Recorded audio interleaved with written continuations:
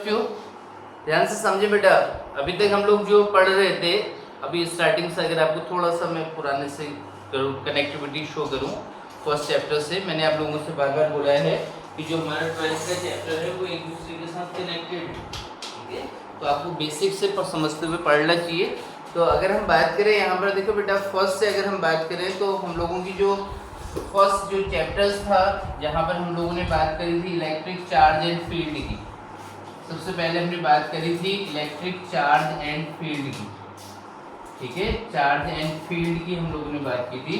तो electric charge and electric field ये हमारे पास चैप्टर 1 था, ठीक है? Electric charge and electric field. Electric charge क्या होता है मैंने आप लोगों को बताया था, it is an intrinsic property of any body due to which it show the electric behaviour, electric force exert on any another identical body. तो हम लोगों ने सबसे पहले जो चैप्टर पढ़ा था वो तो इलेक्ट्रिक चार्ज एंड फील्ड, ठीक है? चार्ज हमने पढ़ा था और मैंने आपसे कहा था कि चार्ज के अराउंड का जो स्पेस होता है उसको हम फील्ड कहते हैं, ठीक है? तो फर्स्ट चैप्टर हमारे पास था इलेक्ट्रिक चार्ज एंड फील्ड। देखो सेकंड चैप्टर आपके पास क्या आया था, जब हम लोगों ने सेकंड चैप्टर की बात करी थी तो मैंने कहा था इस फील्ड में जब भी आप किसी चार्ज को लेके आओगे तो उसको लाने में वर्क डन होगा, that work done per unit charge is called electric potential. Clear हो गया? Electric potential. तो जो सेकंड चैप्टर हम लोगों ने पढ़ा था वो था इलेक्ट्रिक पोटेंशियल।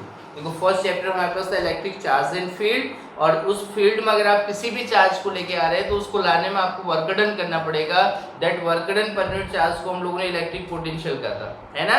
और work done is stored in form of energy. तो उस एनर्जी को स्टोर करने के लिए हमने एक डिवाइस यूज की थी, तो उसका नाम क्या था? कैपेसिटेंस, ठीक है? तो चैप्टर फर्स्ट हमारे पास था electric charge and field, chapter second था electric potential and capacitance. Clear हो गया? तो ये दो चैप्टर 1 और 2 मिलके हमारे पास फर्स्ट यूनिट बनाते हैं, दैट इज यूनिट 1, जिसको हम इलेक्ट्रोस्टैटिक्स कहते हैं। क्या कहते हैं? इलेक्ट्रोस्टैटिक्स कहते हैं। चार्ज एट द रेस्ट बताया था ना, स्टेशनरी चार्ज क्या होता है बताया था। और electrostatics is the branch of physics in which we do study of the different phenomena arises due to the stationary charge. और स्टेशनरी चार्ज की मैंने आप लोगों को याद होगा तो मैंने बताया था आपको स्टेशनरी चार्ज की हमारे पास क्या क्या फिनोमिना होती हैं। स्टेशनरी चार्ज हमारे पास क्या करता है?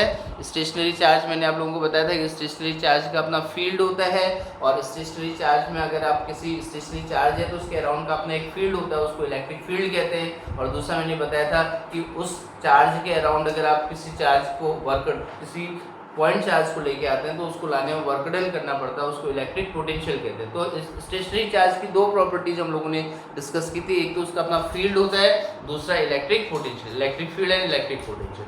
क्लियर हो गया? फिर उसके बाद अगर आपको याद होगा तो मैंने आपसे कहा था कि अगर हमारे पास कोई एक बॉडी है जिस पर चार्ज है, कोई चार्ज बॉडी है, ठीक है? एक बॉडी है, जैसे मान लीजिए एक बॉडी है, इस पर चार्ज है, it is electrically charge body, it is electrically charge body. एक बॉडी है मेरे पास जिसमें इलेक्ट्रिक चार्ज हमने जिसको दिया हुआ है, इलेक्ट्रिक चार्ज दिया हुआ है। तो अगर हमने इस बॉडी को इलेक्ट्रिक चार्ज दिया हुआ है तो पॉजिटिव चार्ज है तो इसका पोटेंशियल हमारे पास क्या होगा? पॉजिटिव होगा। और ये दूसरी हमारे पास बॉडी है जिसमें मान लो नेगेटिव चार्ज है, तो अगर बॉडी पर नेगेटिव चार्ज है तो उसका पोटेंशियल नेगेटिव होगा। अगर बॉडी पर कोई चार्ज नहीं है तो इसका इलेक्ट्रिक पोटेंशियल कितना होगा? 0 होगा। तो हमारे पास दो बॉडी हैं, एक बॉडी पर पॉजिटिव चार्ज है, एक पर नेगेटिव चार्ज है। तो हमने क्या किया, इन दोनों बॉडीज को एक कंडक्टिंग वायर से कनेक्ट कर दिया। अब देखो बेटा, तो इस कंडक्टिंग वायर के अक्रॉस क्या हो गया था? हमारा पोटेंशियल डिफरेंस हो गया था। तो पोटेंशियल डिफरेंस जब when a potential difference is applied across the conductor, जब भी किसी कंडक्टर के अक्रॉस पोटेंशियल डिफरेंस लगाते हैं, या दो पोटेंशियल डिफरेंस वाली बॉडीज को, दो चार्ज बॉडी है, एक का पोटेंशियल हाई है एक का लो है, दोनों को हमने क्या कर दिया? कांटेक्ट में ले आया, या किसी कंडक्टिंग वायर से कनेक्ट कर दिया, तो चार्ज क्या करेगा? फ्लो करेगा। क्लियर हो गया? चार्ज क्या करेगा? फ्लो करेगा। तो that rate of flow of charge is called electric current. तो जो थर्ड चैप्टर हमारे पास था C3 था, वो हमारे पास था करंट इलेक्ट्रिसिटी। क्या था? Current electricity. तो थर्ड चैप्टर हम लोगों ने पढ़ा था करंट इलेक्ट्रिसिटी। तो ये हमारे पास यूनिट कौन सी थी? This is the unit second था। क्लियर हो गया? Unit first and unit second. तो बोर्ड के पॉइंट ऑफ व्यू से देखें तो इन दोनों यूनिटों का जो वेटेज है बोर्ड में, सीबीएसई में जो इसका यूनिट वेटेज है वो हमारे पास था 16 मार्क्स। तो अभी तक हम लोग जो पढ़ चुके हैं वो 16 मार्क्स का उसका वेटेज था। क्लियर हो गया? अब यहाँ ध्यान से समझे बेटा, इसी को हम लोग थोड़ा आगे बढ़ाएंगे। तो हमारे पास देखो, हमारे पास दो बॉडीज के बिटवीन पोटेंशियल डिफरेंस है और हमने उसको एक कंडक्टर, एक कंडक्टिंग बॉडी से, एक कंडक्टिंग वायर से कनेक्ट कर दिया, तो चार्ज ने फ्लो किया और फ्लोइंग चार्ज हमेशा इलेक्ट्रिक करंट बनाता है। अब अगर किसी भी वायर से इलेक्ट्रिक करंट फ्लो करेगा तो इस वायर में दो फिनोमिना हम जनरली दो इफेक्ट्स देखते हैं इस इलेक्ट्रिक करंट की। देखो अब क्या कर रहा है, चार्ज फ्लो कर रहा है, यानी कि rate of flow of charge को इलेक्ट्रिक करंट का, तो कुल मिला के इस कंडक्टिंग वायर में करंट फ्लो कर रहा है। तो जब भी किसी वायर में करंट फ्लो करता है तो उसके अराउंड दो फिनोमिना अराइज होती है। एक तो हमें क्या ऑब्जर्व होता है, हीटिंग इफेक्ट। इलेक्ट्रिक करंट क्या दिखाता है, हीटिंग इफेक्ट दिखाता है, थर्मल इफेक्ट जिसको हम कहते हैं।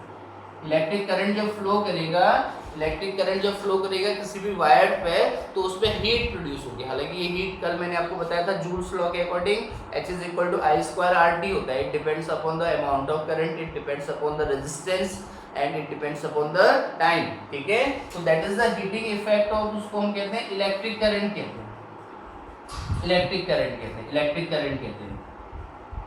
ठीक है, और दूसरा हमारे पास क्या होता है कि इस वायर के अराउंड एक मैग्नेटिक फील्ड प्रोड्यूस होगा। क्या होगा, इस करंट कैरिंग वायर के अक्रॉस एक अराउंड एक मैग्नेटिक फील्ड प्रोड्यूस होगा, जिसको हम बोलेंगे बेटा magnetic effect of electric current. Clear हो गया?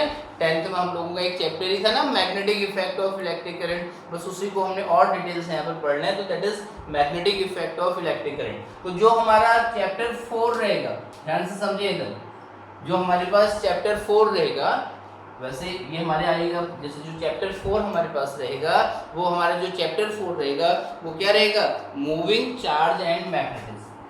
क्या रहेगा, इसको यहाँ लिखा जाता है मूविंग चार्ज। देखो मूविंग चार्ज जो है वो क्या बना देगा, मूविंग चार्ज अगर मूव कर रहा है यानी कि फ्लो कर रहा है तो इलेक्ट्रिक करंट बनाएगा, उसका अपना एक फील्ड होगा। तो मूविंग चार्ज एंड मैग्नेटिज्म जो हमें चैप्टर 4 पढ़ना है वो है मूविंग चार्ज एंड मैग्नेटिज्म में पढ़ना है। क्लियर हो गया, मूविंग चार्ज एंड मैग्नेटिज्म। फिर चैप्टर 5 हो जाएगा मैग्नेटिज्म एंड मैटर। तो ये मिलके एक यूनिट बनाएंगे, उस यूनिट को हम कह देंगे यूनिट 3। क्या कह देंगे, यूनिट 3 कह देंगे। ठीक है, ये चैप्टर 4 हो गया मूविंग चार्ज एंड मैग्नेटिज्म। फिर चैप्टर 5 हो जाएगा मैग्नेटिज्म एंड मैटर। चैप्टर 5 क्या हो जाएगा, C5 क्या हो जाएगा, मैग्नेटिज्म इन मैटर। ठीक है, मैग्नेटिज्म इन मैटर। तो ये यूनिट 3 कहलाएगी। ऐसे बेटा अगली दो यूनिट्स हमारे पास आ जाएंगी चैप्टर 5 हमारे पास, चैप्टर 6 एंड चैप्टर 7। देखो हुआ क्या, इलेक्ट्रिक करंट की प्रॉपर्टी होगी, इलेक्ट्रिक करंट की वजह से हीट प्रोड्यूस होती है, heating effect of electric current कहते हैं, जिसको हमने कल डिस्कस किया था। अब इलेक्ट्रिक करंट या करंट कैरिंग वायर है तो उसके चारों तरफ मैग्नेटिक फील्ड प्रोड्यूस हो रहा है, उसको magnetic effect of electric current कहा जाता है। ठीक है, 10th में भी हमने पढ़ा था, तो उसी की हमें डिटेल स्टडी यहाँ पर करनी है। और दैट इज चैप्टर का नेम हमारे पास हो जाएगा मूविंग चार्ज एंड मैग्नेटिज्म, उसके बाद आ जाएगा मैग्नेटिज्म एंड मैटर। ठीक है, अब देखो इलेक्ट्रिक करंट से मैग्नेटिक फील्ड प्रोड्यूस हो रहा है, तो इसी का कन्वर्स क्या हुआ, मैग्नेटिक फील्ड से इलेक्ट्रिक करंट प्रोड्यूस करना। तो हमारा जो चैप्टर 6 होगा वो हो जाएगा इलेक्ट्रोमैग्नेटिक इंडक्शन। क्लियर हो गया, और फिर मैग्नेटिक फील्ड से इलेक्ट्रिक करंट प्रोड्यूस करने के लिए एक प्रैक्टिकल मेथड हम लोग यूज करते हैं। ठीक है, फैराडे ने जनरेटर बनाया था, 10th में हमने AC जनरेटर पढ़ा था, इलेक्ट्रिक जनरेटर पढ़ा था, तो उसको हम बोलते हैं अल्टरनेटिंग करंट। तो जो चैप्टर 7 है वो रहेगा हमारे पास अल्टरनेटिंग करंट, और ये मिलके बनाते हैं, ये दो चैप्टर मिलके बनाते हैं यूनिट 4। और इन दो यूनिटों का जो बोर्ड में वेटेज होता है वो होता है 17 मार्क्स का। कितना वेटेज होगा बोर्ड में, 17 मार्क्स का। तो हमारे पास अभी जो हमें पढ़ना है, देखो सारे चैप्टर कलेक्टेड है। फिर इलेक्ट्रिक फील्ड और मैग्नेटिक फील्ड दोनों से मिलके जब किसी charge particle, accelerating charge particle का अगर हम यूज करेंगे तो एक्सेलरेटिंग चार्ज पार्टिकल क्या करता है, एक नई वेव जनरेट करता है। उस वेव को हम क्या कहते हैं, एक्सेलरेटिंग चार्ज पार्टिकल जो होता है वेव जनरेट करता है, और उस वेव को हम क्या बोलते हैं, इलेक्ट्रोमैग्नेटिक वेव। तो इसके बाद जो हमारा जो यूनिट हो जाएगा, नेक्स्ट जो यूनिट हो जाएगी यूनिट 6, यूनिट 5th यूनिट जो आ जाएगी वो हमारे पास आएगी EM वेव, और वो चैप्टर 8 कहलाएगा, EM वेव्स कहलाएगा, इलेक्ट्रोमैग्नेटिक वेव। इसका जो बोर्ड में वेटेज है वो वैसे 4 मार्क्स का है, इसके लिए अगर हम देखें तो इसका वेटेज हो जाएगा 4 मार्क्स का। क्लियर हो गया? तो इस तरीके से आपको क्या करना है, ये सीक्वेंस के साथ, रिदम के साथ ही टॉपिक्स आपको पढ़ लें ये सारे। तो आज आप लोग लिखोगे बेटा यूनिट 3 लिखो दो। Unit third magnetic effect of current and magnetism लिख लिया था। Unit third magnetic effect of current and magnetism. Magnetic effect of current and magnetism लिखा बेटा सबने। यूनिट थर्ड ऊपर से टॉप में डाल देना यूनिट थर्ड, और उसमें सब हेडिंग डाल देना magnetic effect of current and magnetism. फिर नीचे से चैप्टर 4 लिख लेना बेटा, उसी को चैप्टर 4 लिख लेना।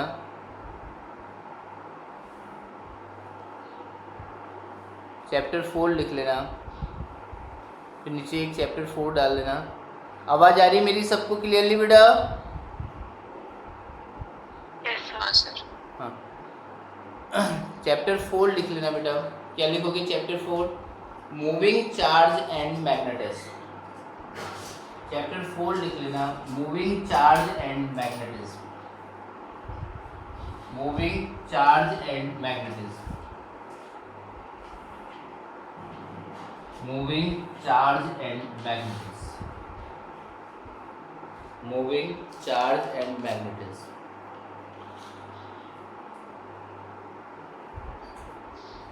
मूविंग चार्ज एंड मैग्नेटिज्म लिखा बेटा?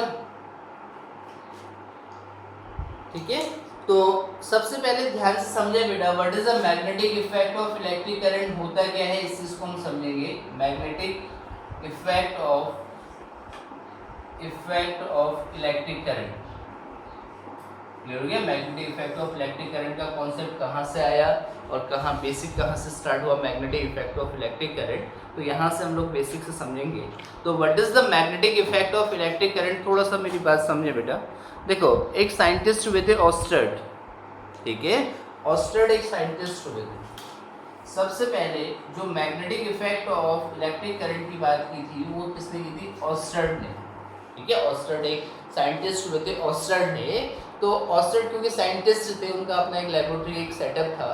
तो हुआ क्या, इंसिडेंटली जब वो एक्सपेरिमेंट कर रहे थे, ठीक है, जो ऑस्टर्ड थे, ऑस्टर्ड एक्सपेरिमेंट परफॉर्म कर रहे थे अपने, तो उनका जो सेटअप था, उनकी जो लेबोरेटरी थी, उसमें क्या थी, ये करंट कैरिंग वायर थी, ये एक स्ट्रेट करंट कैरिंग वायर थी।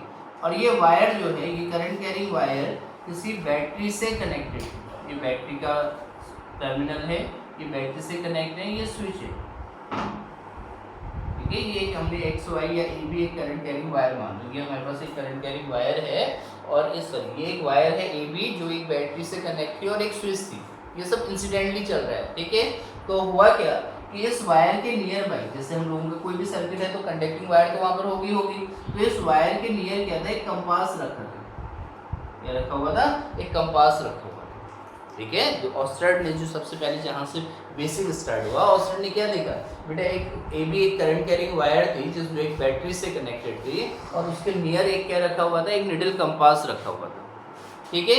और ऑस्टर्ड ने क्या ऑब्जर्व किया, व्हेन ही ओपन और क्लोज द स्विच, जैसे अभी ये स्विच ओपन है तो जो निडल कंपास है वो कोई डिफ्लेक्शन नहीं दिखा रहा है। देखो हमेशा ध्यान रखना, जो निडल कंपास होता है it is used to find the, या तो डायरेक्शन ऑफ मैग्नेटिक फील्ड को फाइंड करने के लिए इसका यूज किया जाता है, या किसी भी रीजन पे मैग्नेटिक फील्ड की प्रेजेंस को फाइंड करने के लिए यूज करते हैं। जैसे मैंने आपको इलेक्ट्रिसिटी में बताया था, टेस्ट चार्ज का यूज बताया था नहीं, टेस्ट चार्ज, ऐसे ही यहाँ पर किसका यूज किया जाता है, निडल कंपास का यूज किया जाता है, ठीक है। मेरी आवाज आ रही बेटा क्लियरली सब तक?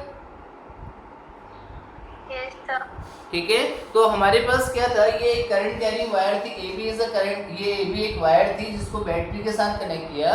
तो उन्होंने क्या ऑब्जर्व किया, when he close the switch, जैसे ही उन्होंने स्विच को क्लोज किया तो उन्होंने ऑब्जर्व किया कि ये जो वायर, ये जो निडल है, ये नॉर्थ पोल दिखाता है एरो को, ये जो निडल है वो डिफ्लेक्शन दिखाने लग गया, ठीक है। जैसे ही उन्होंने स्विच को क्लोज किया तो ये जो निडल है, जो निडल कंपास नीचे रखा था, करंट कैरिंग वायर के नीचे रखा था, ये डिफ्लेक्शन दिखाने लगा। और जैसे ही उन्होंने स्विच को ओपन किया तो फिर से अपनी इनिशियल पोजीशन पर आ गया, समझ रहे? जैसे ही उन्होंने निडल को क्या किया, उन्होंने स्विच को क्लोज किया, स्विच को क्लोज किया तो ये डिफ्लेक्शन दिखा रहा है, स्विच को ओपन किया तो इसका डिफ्लेक्शन फिर से कहाँ पर आ जा रहा है, इनिशियल पोजीशन पर आ जा रहा है, ठीक है। तो उन्होंने इसको एक सिस्टमेटिक तरीके से इसी एक्सपेरिमेंट को कैरी किया। तो सबसे पहले उन्होंने क्या किया, उन्होंने सबसे पहले इसको हम एक्सपेरिमेंट नंबर फर्स्ट मान लेते हैं। उन्होंने क्या किया, इसी को हम बोलते हैं ऑस्टर्ड एक्सपेरिमेंट कहते हैं, एक्सपेरिमेंट कहते हैं, ऑस्टर्ड एक्सपेरिमेंट। ऑस्टर्ड ने क्या किया, एक AB एक करंट कैरिंग वायर ले ली, ऑस्टर्ड ने AB एक करंट कैरिंग वायर ले ली और इस करंट कैरिंग वायर को एक बैटरी से कनेक्ट कर दिया और उसके साथ एक स्विच अप्लाई कर दिया, ठीक है। और बैटरी से कनेक्ट करने के बाद उन्होंने क्या ऑब्जर्व किया कि this is the current carrying wire और उसके नियर एक उन्होंने नीडल कंपास रखा, तो when the current is passing through the wire, wire से करंट पास हो रही है तो ये डिफ्लेक्शन दिखा रहा है, ठीक है। फिर सेकंड स्टेप में उन्होंने क्या किया, उन्होंने इस स्विच को ओपन कर दिया, सेम सेटअप था, उन्होंने स्विच को क्या कर दिया, ओपन कर दिया। स्विच ओपन का मतलब no current is flowing through the wire, ठीक है। This is the wire AB है और स्विच को उन्होंने ओपन कर दिया। तो जैसे ही उन्होंने स्विच को ओपन किया तो कंपास फिर से अपनी इनिशियल पोजीशन पर आ गया। देखो स्विच क्लोज किया तो कंपास डिफ्लेक्शन दिखा रहा है, स्विच को ओपन कर दिया तो ये फिर से रिटर्न होकर कहाँ आ गया, इनिशियल पोजीशन पर आ गया, ठीक है। फिर अगले स्टेप में उन्होंने क्या किया, इसी एक्सपेरिमेंट को फिर से उन्होंने रिपीट किया, बट दिस टाइम उन्होंने क्या कर दी, डायरेक्शन ऑफ करंट को रिवर्स कर दिया। जैसे कि हमारे पास बैटरी थी तो इस बैटरी की पोलरिटी को चेंज कर दी थी, आप समझ पा रहे हैं। जो हमारे पास करंट की डायरेक्शन पॉजिटिव इधर था, अब इधर नेगेटिव कर दिया, तो ये वायर है हमारे पास ऐसे, दिस इज ये AB है हमारे पास, बट यहाँ पर क्या हो गया, देखो इसमें करंट की डायरेक्शन हमारे पास इधर को है, इसमें कोई करंट फ्लो नहीं कर रही है, और यहाँ पर उन्होंने करंट की डायरेक्शन को क्या कर दिया, रिवर्स कर दिया, करंट की डायरेक्शन को रिवर्स कर दिया। तो हुआ ये, जैसे ही उन्होंने करंट की डायरेक्शन को रिवर्स किया तो जो डिफ्लेक्शन ऑफ नीडल कंपास का जो डिफ्लेक्शन की डायरेक्शन थी वो भी क्या हो जाती है, रिवर्स हो जाती है। आप मेरी बात समझ रहे हैं। देखो क्या किया ऑस्टर्ड ने एक एक्सपेरिमेंट परफॉर्म किया। सबसे पहले जो magnetic effect of electric current को डिस्कवर किया था या एक्सपेरिमेंटली ऑब्जर्व किया था, एक्सपेरिमेंटली शो किया था, वो किसने किया था, ऑस्टर्ड ने। और ऑस्टर्ड ने क्या किया, उन्होंने एक करंट कैरिंग वायर AB ली और इस AB के नियर एक कंपास रखा, ठीक है। When the current is flowing through the needle through the wire, needle compass show और डिफ्लेक्शन, और जैसे ही उन्होंने क्या किया, करंट को ओपन कर दिया, यानी कि सर्किट को ओपन कर दिया, no current is flowing through the circuit, तो जो कंपास था वो अपनी इनिशियल पोजीशन पर आ गया। और जैसे उन्होंने करंट की डायरेक्शन को रिवर्स किया तो जो डिफ्लेक्शन की डायरेक्शन थी वो भी क्या हो गया, रिवर्स हो गया। आप बात समझ रहे हैं बेटा। अब देखो किसी भी प्लेस पर कंपास डिफ्लेक्शन कब दिखाएगा, जब उस रीजन पे मैग्नेटिक फील्ड प्रेजेंट होगा। अब यहाँ पर कोई भी ऐसा सोर्स नहीं था मैग्नेटिक फील्ड का, कोई भी ऐसा सोर्स नहीं था मैग्नेटिक फील्ड का, और अगर सोर्स होता भी तो करंट में की डायरेक्शन चेंज करने के साथ कैसे चेंज हो जाता, आप समझ रहे हैं। तो इसका मतलब कहीं ना कहीं इससे ये कंक्लूजन निकलता है कि इस रीजन में जो मैग्नेटिक फील्ड प्रोड्यूस हो रहा है वो किसकी वजह से हो रहा है, it is because of that electric current, और इसी को उन्होंने नेम दिया magnetic effect of electric current. सबके समझ में आ गया, यस और नो, यस और नो। लिखो तो magnetic effect of electric current, dash करके लिखो बेटा, डैश करके लिखो।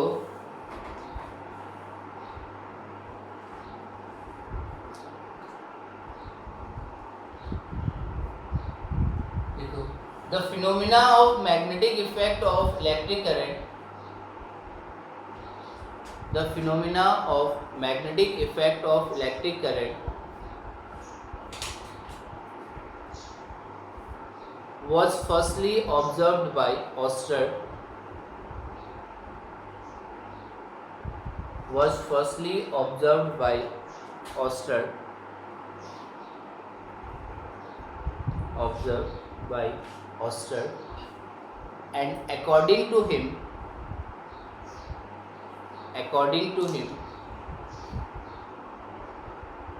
when a current is passing through, when a current is passing through any conductor,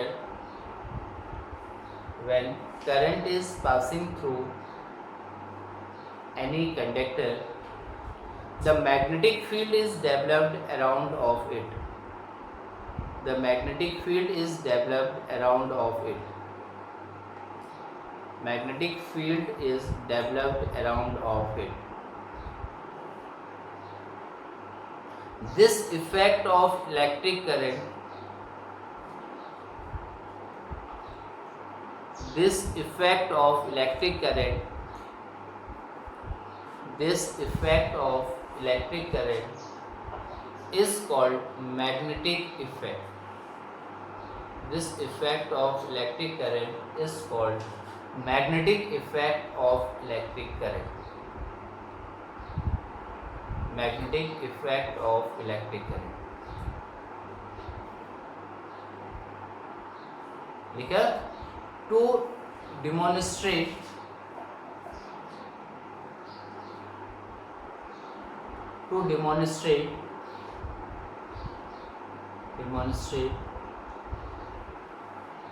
the magnetic effect of electric current,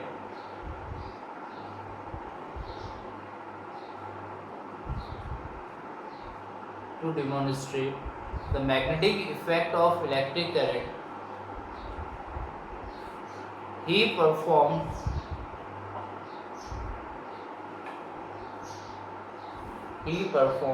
an experiment.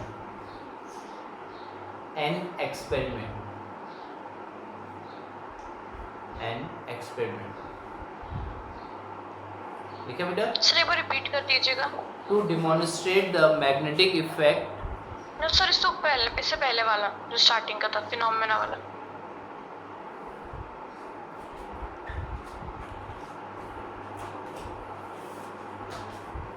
The phenomena of magnetic effect of electric current was firstly observed by Oersted. लिखा बेटा? Yes sir. According to him, when current is passing through a conductor,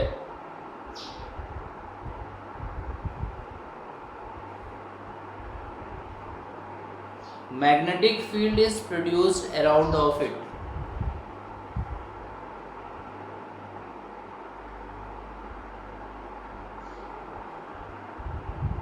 This effect of electric current is called magnetic effect of electric current. Yes sir, लिख लिया. लिखिए बेटा. Last line क्या लिखी थी? We perform an experiment. Performed as, लिखो बेटा, पीछे से लिख डालो, Oersted experiment. Oersted experiment. Oersted experiment. Oersted experiment.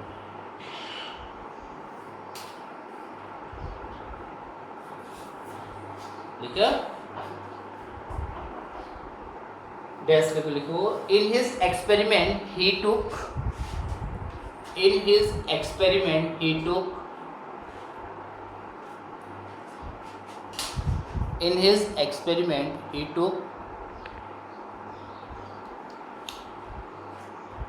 AB is a current carrying wire. AB is a current carrying wire. AB is a current carrying wire, and a needle compass placed just below the wire. Needle compass placed just below the wire. Just below the wire. देखिए बेटा, just below the wire. ठीक है, ये diagram के बराबर space छोड़ दो, जहाँ पर ये आ जाए आपके, इतना स्पेस छोड़ दो. देन उसके बाद पॉइंट बना के लिखना. ठीक है, पहला पॉइंट बनाना. First, when a current is start to flow in the wire, first point बनाना डायग्राम के बाद स्पेस छोड़ने के बाद. देखो, when the current start to flow across the wire AB, across the wire AB, लिखा? Across the wire AB, then the needle compass placed just below the wire current carrying wire placed just below the current carrying wire placed just below the current carrying wire show a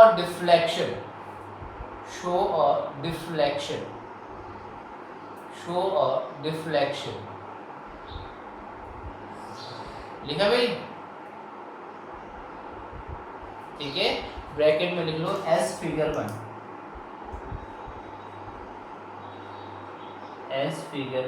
figure 1 ये first one. फिर second point बनाना बेटा, लिखा when current stops to flow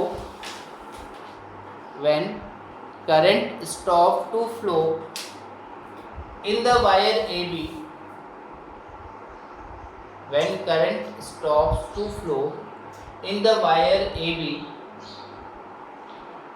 the needle compass return to its initial position.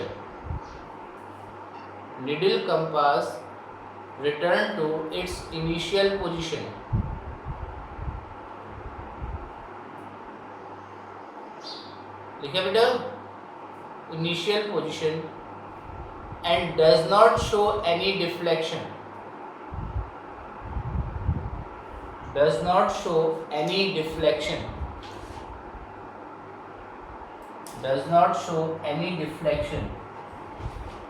As figure second, does not show any deflection as figure second. लिखा बेटा। Now third point, if we reverse the direction of current flowing in the wire AB,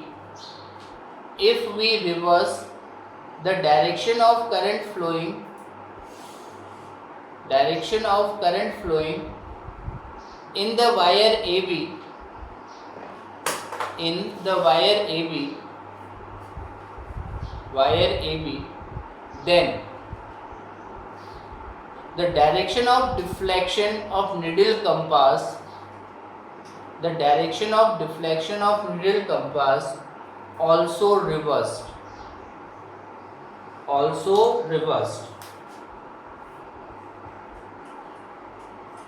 As figure third, also reversed. ठीक है, the direction of deflection of needle compass is also reversed. Bracket में लिखना है as figure third। हाँ बेटा बोलो, कौन क्या कह रहा था? लास्ट वाला पॉइंट रिपीट कर दो।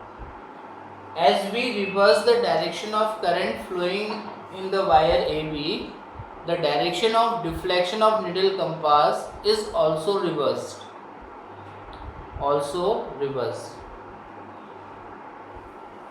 लिखा बेटा, लिखा? यस। अब देखो बेटा, यहाँ पर कोई और फील्ड, कोई सोर्स ऑफ मैग्नेटिक फील्ड तो प्रेजेंट है नहीं, तो इसका मतलब, और डिफ्लेक्शन की डायरेक्शन किसके अकॉर्डिंग चेंज हो रही है? ड्यू टू द करंट की वजह से। तो इसके बेसिस पर क्या कंक्लूजन निकलता है? इसका मतलब कोई भी करंट कैरिंग वायर है तो उसके चारों तरफ क्या हो रहा है? एक मैग्नेटिक फील्ड प्रोड्यूस्ड हो रहा है। ठीक है, लिखो, लाइन चेंज करके लिखना। Hence on the basis of this experiment,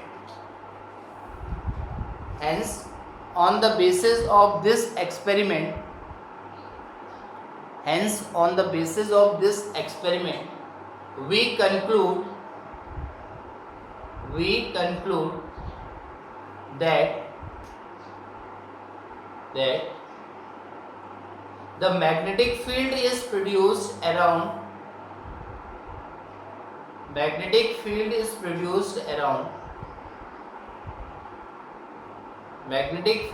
produced around any current carrying wire. Magnetic field is produced around any current carrying wire, and this effect is known as magnetic effect of electric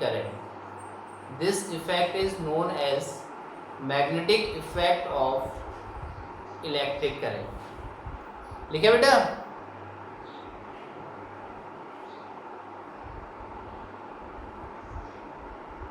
अरे सबने लिखा?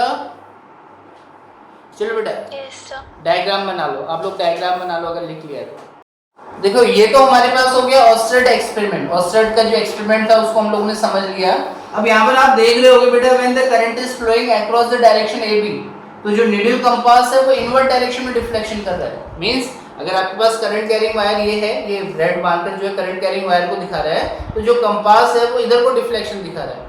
जब current की direction को हमने reverse किया तो उसका डिफ्लेक्शन की डायरेक्शन अपोजिट हो गई, और जब कोई करंट फ्लो नहीं कर रहा तो स्टेशनरी। हमने सबसे पहले क्या किया, ये जो करंट कैरिंग वायर है इस करंट कैरिंग वायर को मैग्नेटिक एक्सिस के अलोंग रख दिया। मैग्नेटिक एक्सिस का मतलब जो north pole of the magnet है उसको कहाँ की डायरेक्शन में रखा, along to the direction of current flowing, ऐसे रख दिया। क्लियर हो गया? अब आप करंट इस डायरेक्शन में जा रही है तो डिफ्लेक्शन दिखा रहा है इनवर्ट डायरेक्शन में, और करंट रिवर्स हुई तो डिफ्लेक्शन दिखा रहा है आउटवर्ड डायरेक्शन में, और जब कोई करंट फ्लो नहीं कर रही है तो ये कोई भी डिफ्लेक्शन शो नहीं कर रहा है। तो इसको हमने कहा magnetic, this effect is because of the electric current, और इसलिए हमने इसको कह दिया magnetic effect of an electric current name दे दिया। सबको क्लियर हो गया इतना? अरे सबकी नींद खुली है, कोई सोया तो नहीं है? No sir. अब नो सर। अब क्वेश्चन ये है कि भाई ये डिफ्लेक्शन किस डायरेक्शन में दिखा रहा है, तो इसकी डायरेक्शन को फाइंड आउट करने के लिए सिंपल सा हम लोग यहाँ पर रूल यूज करते हैं जिसको हम बोलते हैं एम्पियर स्विमिंग रूल। ठीक है, एम्पियर स्विमिंग रूल क्या कहता है, ध्यान से समझे बेटा, पहले थोड़ा सा समझ लो what is Ampere swimming rule. ठीक है, बेसिक मैं उसकी जो साइंटिफिक स्टेटमेंट है उसको नोट करा दूंगा, बट आप अप्लाई कैसे करना है उस चीज को आप थोड़ा सा समझ लें। ठीक है, तो एम्पियर स्विमिंग रूल क्या होता है, एम्पियर स्विमिंग रूल किस तरीके से काम कर रहा है, थोड़ी देर के लिए मान लो अगर हम आप में से कितने लोग ऐसे हैं जिनको स्विमिंग आती है? बहुतों को आती है? Very good very good. चलो कोई बात नहीं, फिर थोड़ी देर के लिए मान लो आप स्विमिंग कर रहे हो। ठीक, आज हवा में ही तैरना सिखाते हैं, पानी में तो बहुत तैरे होगे। क्यों? देखो स्विमिंग करते हुए बेटा जब आप स्विमिंग करोगे तो आपका फेस कहाँ की तरफ, आपकी बॉडी कहाँ की तरफ होगी, फ्रंट फेस कहाँ की तरफ होगा, नीचे की तरफ को। यस और नो? आप एज्यूम कर लो कि आप स्विमिंग कर रहे हो ऐसे ही, जैसे चिंटू बना रहा है हमारा, ये एक चिंटू है, देखो है ना, ये हमारा चिंटू है और ये चिंटू का हमारा खोपड़ा है, ये देखो। अब ये हमारे पास इसकी पोजीशन ये है, ठीक है, नीचे की तरफ को। अब मान लेते हैं जो करंट जा रहा है वो उसके लेग से हेड की तरफ को जा रहा है, ये करंट की डायरेक्शन है, ये करंट की डायरेक्शन है। क्लियर हो गया? ये हमारे पास इसकी क्या है, करंट की डायरेक्शन। कहाँ से है? लेग से, पैरों से उसके हेड की तरफ को करंट जा रहा है। ध्यान से समझना इधर। अब आप देखो अगर आप ऐसे जैसे चिंटू है इसकी तरह ऐसे लेटे हुए हो स्विमिंग करने के लिए, स्विमिंग करना है लेटना नहीं है, तो आपके लेग से हेड की तरफ को करंट जा रहा है।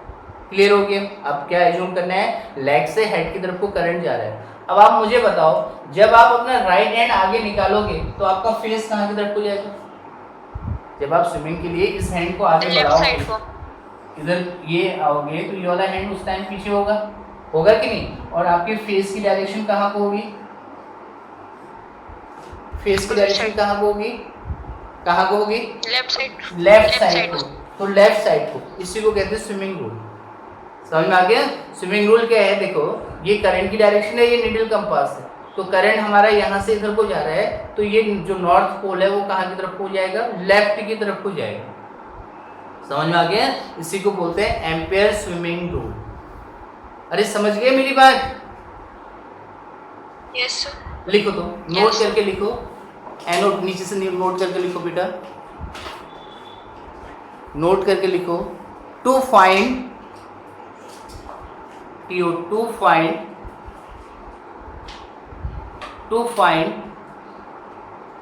the direction of deflection, to find the direction of deflection,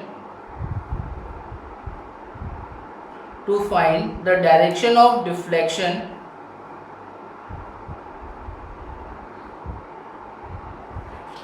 to find the direction of deflection due to the current carrying conductor, due to the current carrying conductor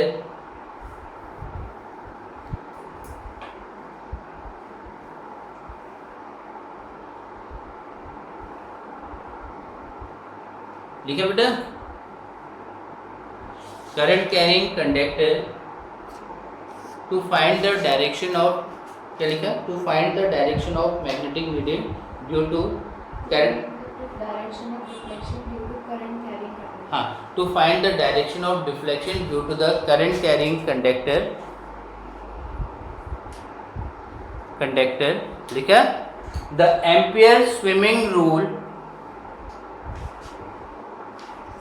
ampere swimming rule is used, Ampere swimming rule is used। हाँ, to find के बाद फिर से repeat कर दो।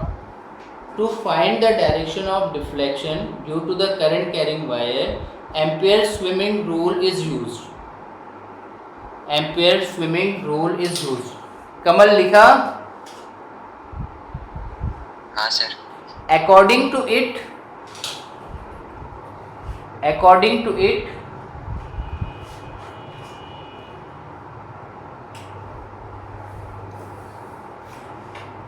according to it लिखो बेटा, inverted commas में लिखो, assume, इन्वर्टेड कॉमास में लिखना assume a man who swims along the, assume a man who swims along the, swims along the conductor, along the conductor in a direction of current flow, in a direction of current facing, in a direction of current facing needle, current facing the needle,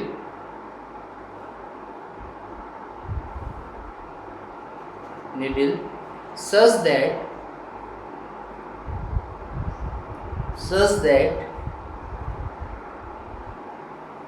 current enters his feet,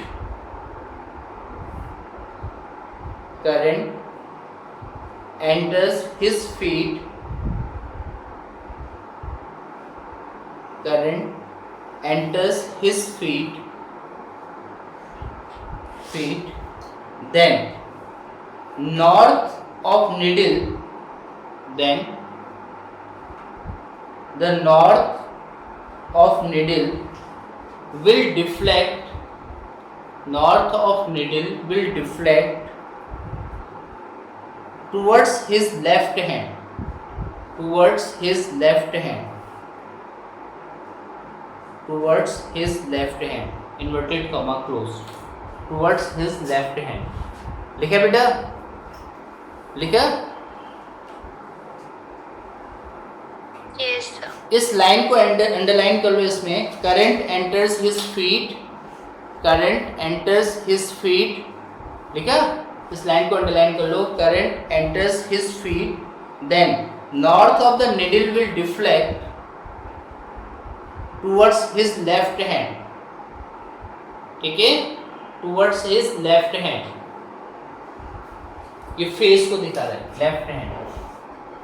और इसी को इससे भी simple एक और rule से समझते, ये तो एम्पियर स्विमिंग रूल है। अब अगर आपसे एम्पियर स्विमिंग रूल कहा जाएगा तो आप इन शॉर्ट में यही बोलेंगे, देखो उसका पर्पस वही है, if current is flowing leg to head direction में करंट फ्लो कर रहा है, क्लियर हो गया, लेग टू हेड डायरेक्शन में फ्लो कर रहा है, तो जो आपका फेस होगा वो कहाँ की तरफ को जाएगा, जो फेस है, फेस अगर लेफ्ट डायरेक्शन में है तो नीडल की डायरेक्शन कहाँ को रहेगी, लेफ्ट को रहेगी। तो इसी को अगर हम एक दूसरा और रूल यहाँ पे यूज किया जाता है, वो इससे आपको और ज्यादा इजी लगेगा। दूसरा रूल होता है स्नो रूल, SNOW, यहाँ पे ध्यान से समझो। अब स्नो रूल क्या कहता है, इसको आप इस तरह, ये वाला, ये समझ में आ गया बेटा, कुछ नहीं है, हेड टू आपके फीट से हेड की डायरेक्शन में करंट फ्लो कर रही है, तो जो आपका फेस है वो लेफ्ट डायरेक्शन में होगा। जैसे मैंने कहा ये राइट हैंड बाहर निकाल रहे हैं तो फेस लेफ्ट में जाएगा, तो लेफ्ट जो है वो डिफ्लेक्शन की डायरेक्शन में दिखाएगा।